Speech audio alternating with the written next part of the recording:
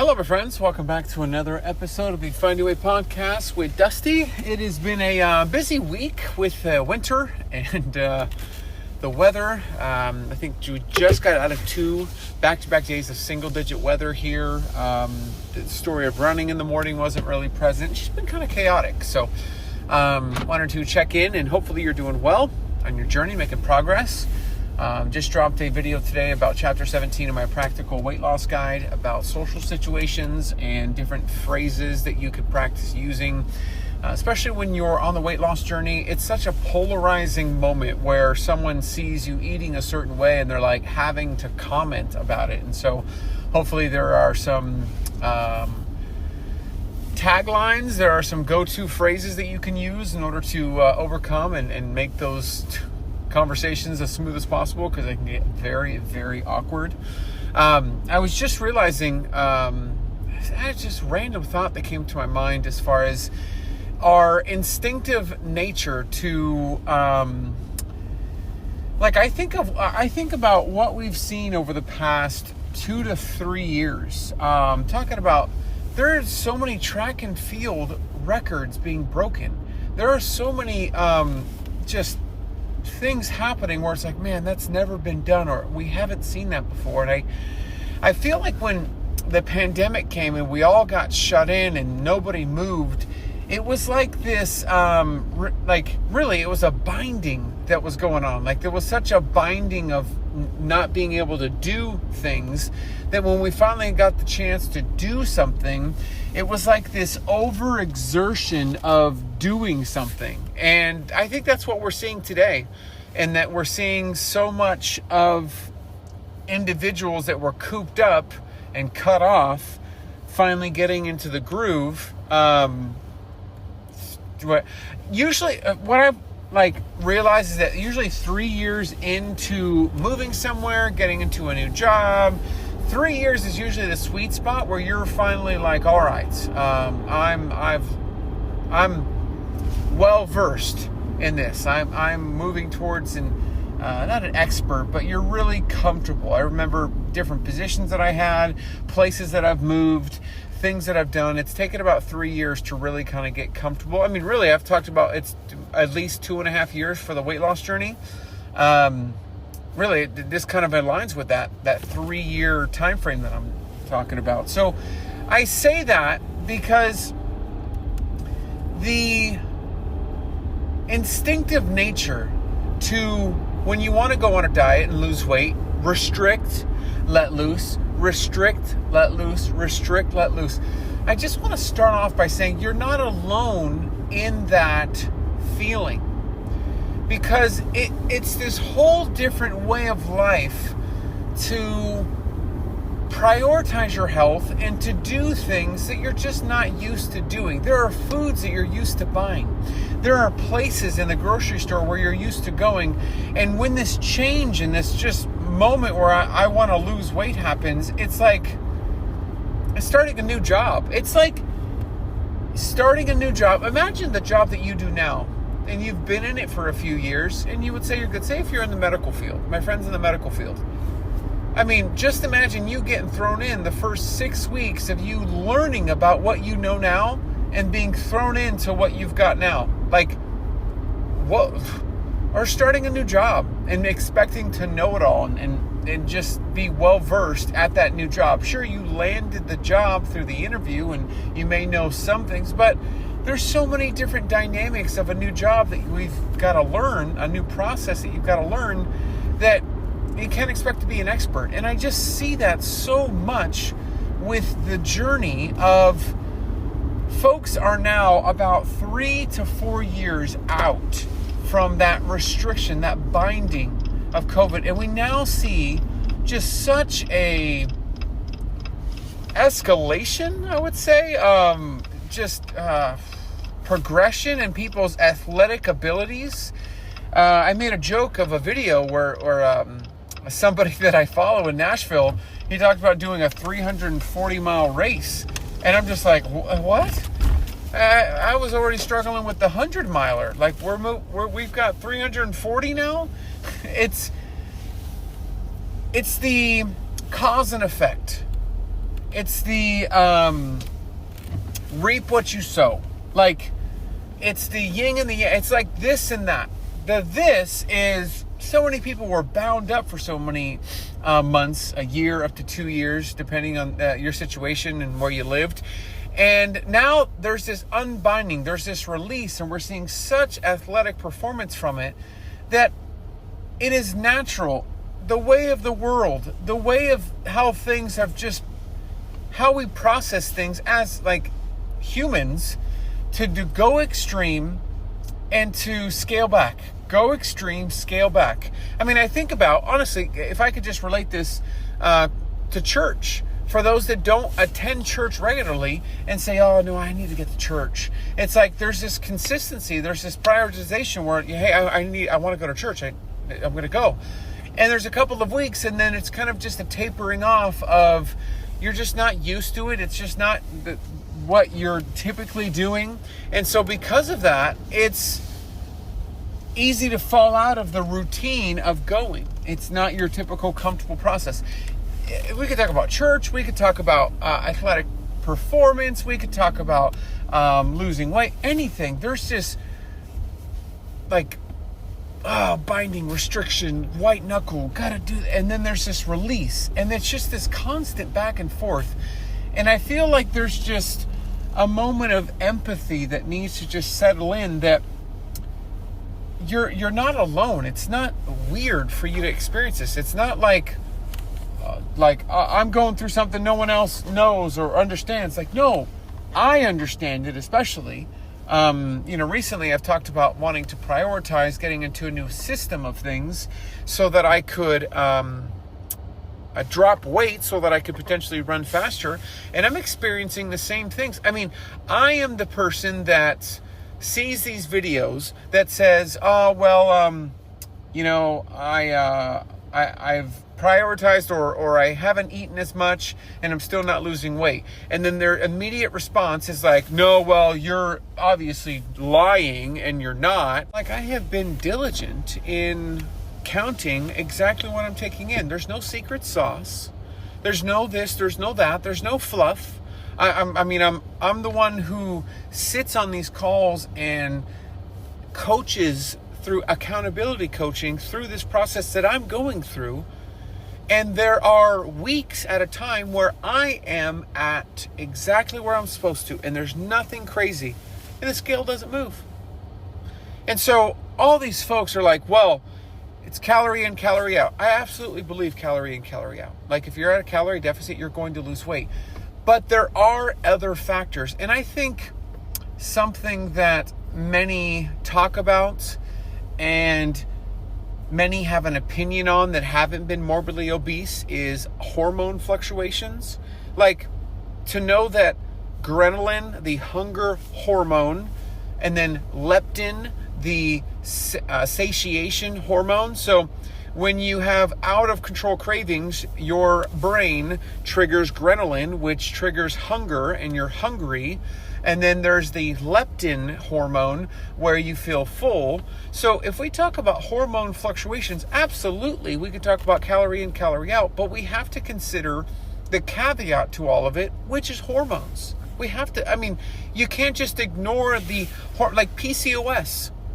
You think about PCOS and those that, my wife working through PCOS, it has increasingly a lot harder. Even when she tracks, my wife doesn't have any secret sauce. You're not measuring your certain. No, she measures everything. She knows exactly what she's intaking.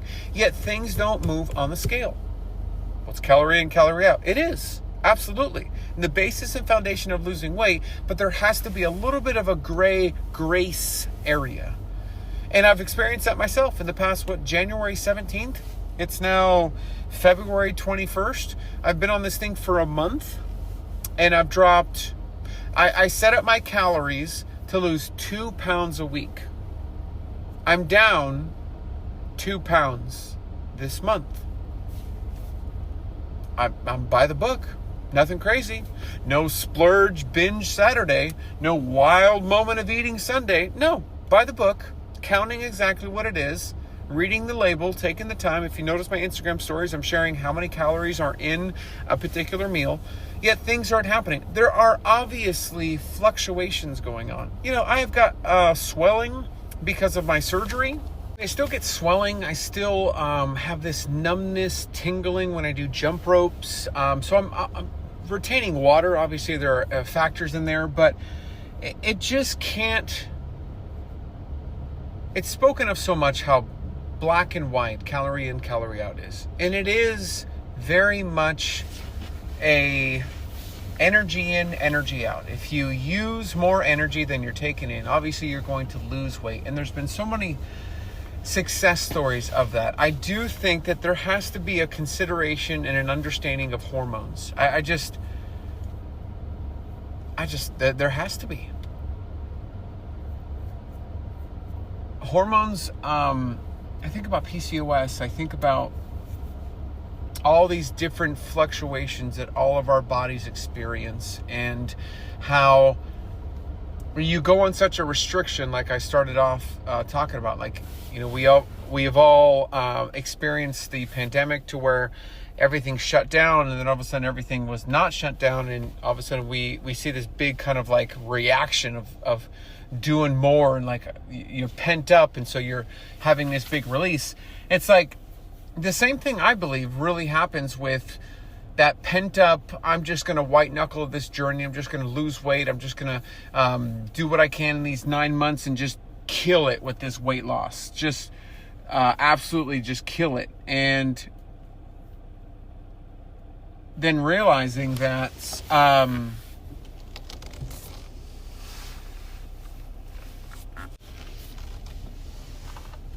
the big restriction and the reaction after is that white knuckling of the journey and the reaction after. And why do we feel like the cravings are so, like, I can't control these cravings? It's because there is obviously a hormone fluctuation where you've been bound for so long in the 9 months, 10 months, a year that you've lost all the weight, that there are so many that end up gaining the weight back, gaining some of the weight back, because there is this equilibrium. I don't think the set point, biodome. You can listen to some earlier episodes. How your body's used to a particular weight and how it's used to keeping its homeostasis and in the way it needs to. And when you provide these crazy fluctuations, then all of a sudden everything goes out of whack and hormones are out of whack. You're not alone in your diligent attempt to drop the weight that has been bugging you for so long. And oftentimes I don't have a notebook like I want to talk about this, or I've got to cover this. Honestly, something just comes to my mind. I see something maybe on Instagram. I come across a video. I experience something to where I just feel like this is a topic that needs to talk about. And if it's for you, I hope that you know that you're not alone in this journey, that even for those that have lost the weight, like myself, are still on the journey. Whether it's to maintain, whether it's to lose an additional 10 pounds, to run faster. Experiencing life and going against the grain. I talked about earlier how I put a video out today about the social situations of when you're on a diet and different phrases and things that you can say. Chapter 17 of my Practical Weight Loss Guide is essentially kind of a talk track on how to work through those situations. When you think about it, like, that's being put together, that's out there because it is awkward, because so many folks experience that it is not, you're not going with the flow when you're starting to push back on what you've always done. Like, it's not like you're like saying, no, I can't have this food, or no, but like you're setting up a plan for yourself to be at a calorie deficit, or you're setting yourself up to be successful by prioritizing protein. You're putting yourself in a position to be successful, and people are like, whoa, what are you doing? There's almost like this resistance or this pushback, and it's something to be mindful of, that the going against the grain that you're doing in your journey is not something that you're going through alone, and it's not something you have to be prepared to just say, hey, I'm going to have to. No, we're all on this. If you're listening to this and the others that listen to this as well, just know that we're all on this, and it's a struggle. It is. It's literally every time you start, it's starting a new job, expecting to know everything about the job. Like, it's like showing up on the, like, imagine the cash register machine at any one of these places. I mean, even you can go as simplistic as In-N-Out. I've seen their little cashier thing and what they need to press. When they're training, their trainees have questions about, well, where's this and what do I press here and what if I want to add this? Like, it seems silly to be in that role for 3 years and not know that. It doesn't seem silly to start and not know that. There's a big difference there. There's experience, there's being there, there's knowing. It's okay, I got the flow, I know what I'm doing, I know what I'm talking about. And then there's like, well, I'm new. Like, I don't know. It's exactly what the weight loss journey is. When you start something, when you get into something, well, I don't know, I'm new. It's like maybe there are some folks like myself and others that will say, hey, I've been doing this for a little bit. Here is where you do this. Here's where you do this. And this is how you do this. It's like, man, like I feel like there's just overarching message of like, you got to be graceful with yourself. You got to be kind to yourself. You got to be nice to yourself. Especially because this is new and this is fresh and you're trying to change your life. It's like, be nice to yourself. You're the only you got. Just be nice. Just be nice already. Just be nice. Our friends, thank you for listening to this particular episode. I'm putting out a post tomorrow that shows my 7 to 8 month transformation change. As far as my loose skin surgery, connected with that is a little blurb about the GoFundMe for my chest surgery. And so I'm doing the GoFundMe for my last and final surgery. So if you or someone you know can contribute, the doctor took care of a majority of it, but I've got $7,700 left to take care of my loose skin on my chest. And so if you or someone you know can contribute towards that cause, let me know. If you end up giving, let me know. I'll send you one of my ebooks, any one of my ebooks, absolutely for free for my second GoFundMe, my final GoFundMe. But just want to say thank you for tuning into this episode, and I'll talk to you on the next one. Take care.